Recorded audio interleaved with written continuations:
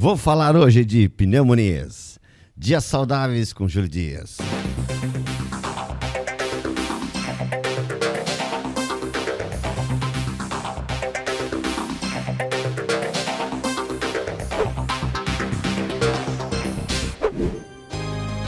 Eu não sei vocês, mas eu, Dr. Júlio Dias, só confio vacinas com o padrão americano feito aqui em Dois Vizinhos, na Droga Mais. Vacinas de meningite, vacinas de varicela, vacinas da gripe, do resfriado, todas as vacinas para o seu calendário e sua criança ficar com a maior segurança possível. Droga Mais aqui em Dois Vizinhos é a melhor de todas. Na rua 28 de novembro, 261, centro de Dois Vizinhos. No telefone WhatsApp para você agendar sua vacina, 46999323322. Agende sua vacina com a doutora Fabiane Meloto Chiquela. Droga Mais, a melhor de todas do Sudoeste. Bom dia a todos. Falei na semana passada sobre a influenza, sobre a famosa gripe e principalmente os mecanismos aí de construção dessa vacina feito pelo nosso querido Instituto Butantan. E na verdade, é uma preparação para a nossa fala de hoje. Você tendo protegido os seus filhos, as crianças de 6 meses a 6 anos, os idosos, os gestantes, as puérperas, os indígenas, as pessoas que estão recolhidas em centros de detenção. São 80 milhões de pessoas que necessitam muito ser vacinadas da influenza. Temos a vacina trivalente da influenza, que é feita pela rede pública, e temos a tetra, que são 4 cepas do 2 vírus A, 2 vírus B, bem importantes em clínicas privadas. No caso nosso aqui, da nossa querida Droga Mais, que é a nossa clínica de vacina aqui do Sudoeste. Vou falar de pneumonias da infância. Um dos grandes terrores de toda mãe, né, da mãe, é a pneumonia. Essa pneumonia, ela multifacetária, ela pode ser causada por N agentes, principalmente as bactérias, mas também alguns vírus atípicos. E como que a gente reconhece se seu filho tem pneumonia ou não? Na verdade, a mãe conhece a criança melhor do que ninguém, sabe que seu filho está respirando com dificuldade, ela sabe que essa criança está já com o nariz escorrendo, com uma tosse, uma dorzinha de garganta e principalmente febre intermitente. Uma febrinha 1, 2 dias, fica um intervalo de 12, 24 horas sem febre, vem de novo e o quadro respiratório vai piorando. A frequência respiratória, aumento do número de vezes que a criança respira, é um dos sinais de alarme. Para o Ministério da Saúde, febre alta, frequência respiratória aumentada e tosse, teoricamente já é um pré-diagnóstico de pneumonia. Isso é bem importante. Alguém lembra lá para trás, ainda no ano passado, 2023, eu dei uma aulinha bem breve e prática sobre sinais vitais. Então, peço que vocês consultem aquela aula chamada Sinais Vitais para aprender a controlar e ver o que seu filho realmente pode estar passando por isso aí. Mas a pneumonia basicamente é quando a bactéria envolve o alvéolo, que é a menor estrutura, aliás, é a estrutura funcional do pulmão, aonde acontecem as trocas gasosas. Então a bactéria entra de forma inalatória, tudo passa pela nossa via respiratória, principalmente o nariz, né? Nosso nariz tem 3 funções: aquecer, umidificar e filtrar. Então tem crianças que têm dificuldade em respiração nasal, são respirador bucal, por adenoide, outras coisas assim, alergias, rinites. Isso facilita um pouco a criança não ter esses mecanismos de proteção de via aérea superior. E aí a bactéria ou vírus vai lá na menor unidade, no finalzinho do pulmão, onde acontece a troca gasosa e se deposita lá. Nós temos um mecanismo de drenagem de secreções, mas por algum motivo essa criança ou esse adolescente, principalmente esse idoso, ele pode estar com uma imunidadezinha um pouco atrapalhada por questão nutricional, por questão de estar em ambientes fechados, por questão de imunidade em geral, psicologicamente abatidos, com depressão, alguns fatores e às vezes algum vírus anterior deixou essa criança abatidinha, ficou aquele quadro arrastado, ele acabou então pegando uma pneumonia. A imagem clássica da pneumonia é aquela imagem branca. Nesse lado aqui agora, você está vendo um pulmão normal, em que ele tem toda essa área preta, né? Só para vocês terem uma ideia, o raio-x, quando ele é emitido, atravessa a pessoa e o filmezinho está lá atrás, onde vai coletar a imagem, o que está em preto é ar, tá? Então o ar dentro do pulmão é normal. O que está branco é onde o raio-x encontrou resistência. Então vocês vão ver aqui o osso do braço, os ossinhos da costela, os ossinhos da coluna cervical, os ossinhos da clavícula. Então o raio encontrou uma substância mais dura e ficou branquinho lá. E o que está preto, tanto fora do corpo quanto dentro, é ar dentro. Tem partes que a gente consegue ver o ar dentro do estômago. E no caso aqui, nesse raio-x, é um pulmão normal, bem aerado, em que o raio encontrou o pretinho do oxigênio. Essa bola branca no meio dessas duas manchas pretas é o coração normal. Já nesse raio-x aqui, você vai ver que, comparado com o anterior, e a gente vai comparar isso para vocês verem, à esquerda aqui nós temos o normal, e à direita você vai ver uma mancha branca, faça a comparação para você ver, que a gente chama de uma área velada. É onde o raio-x veio, encontrou catarro ou secreção ou pus dentro do pulmão e a imagem ficou branca igual se fosse osso. Então, isso é uma pneumonia. Essa é a pneumonia clássica, pneumonia lobar, que a gente chama, que pode ser só de um lobo do pulmão, e eles são divididos, né? Nós temos sim 3 lobos à direita, pulmão direito, e 2 lobos à esquerda.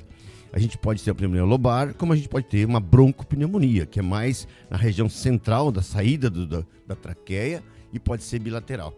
E o que define a gravidade não é, na verdade, tanto o tamanho da pneumonia, sim o tamanho da dificuldade respiratória que essa criança, esse adulto, esse idoso pode sofrer. Então tem vários mecanismos de medir isso aí.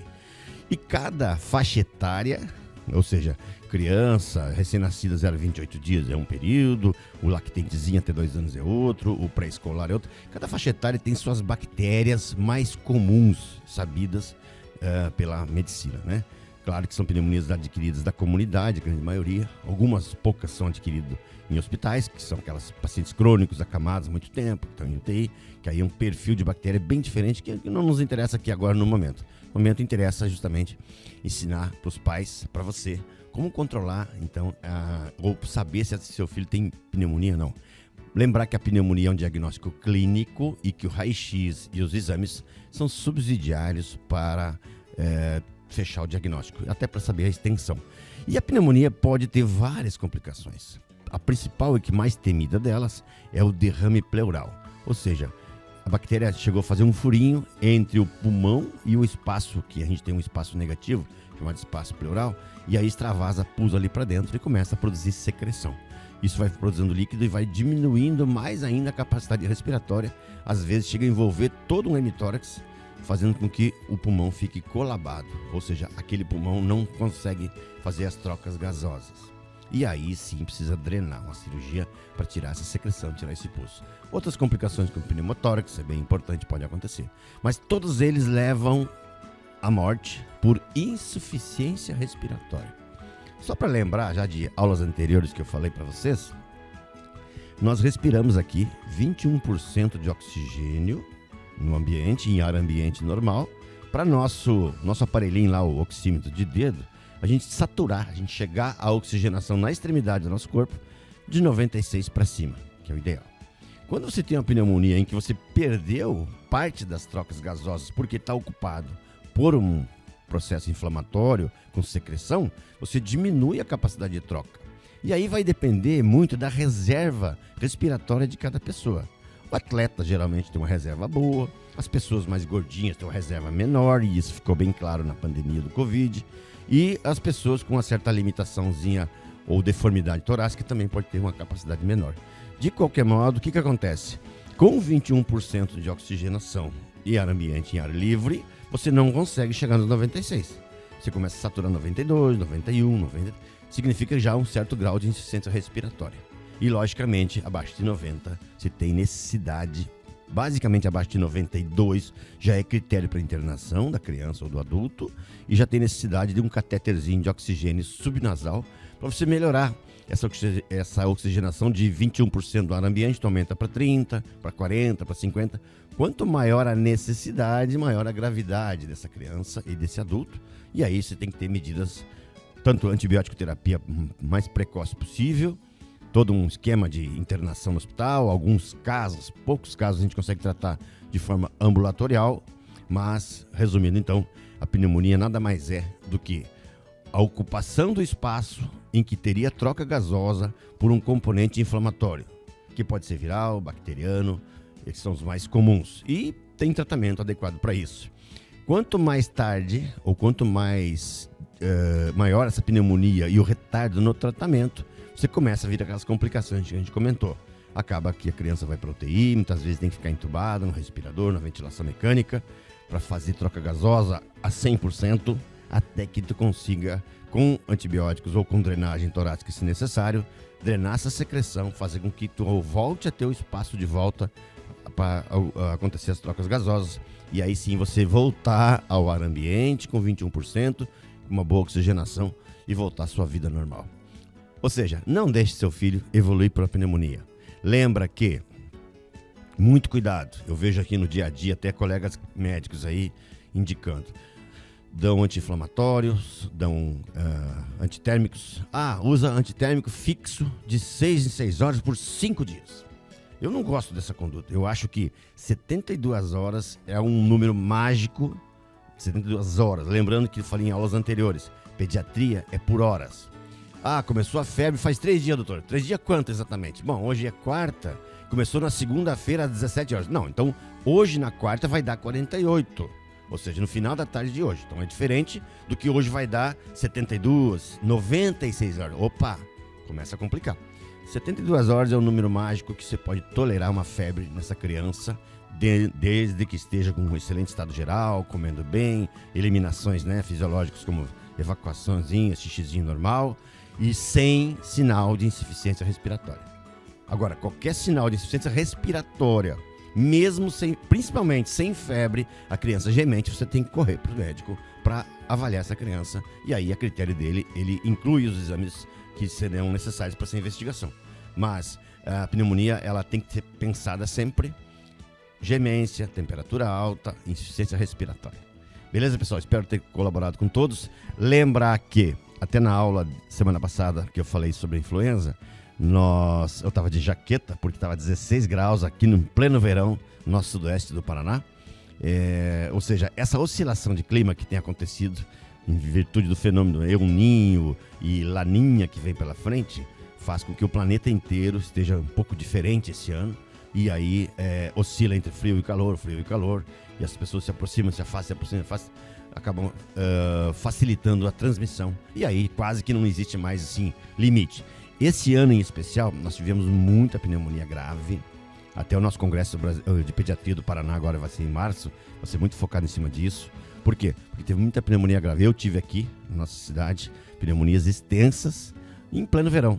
Crianças que teoricamente estavam mais saudáveis, começaram com aquele quadro arrastado, de quadro viral, respiratório, tomando anti-inflamatório, antitérmico, melhora um dia, melhora outro dia, acaba culminando numa pneumonia. Então, ficar sempre atento e lembrar aquela chave máxima. E esse recado vai para os médicos, na verdade, os clínicos, que estão na linha de frente, nos pronto-socorros, na UPA.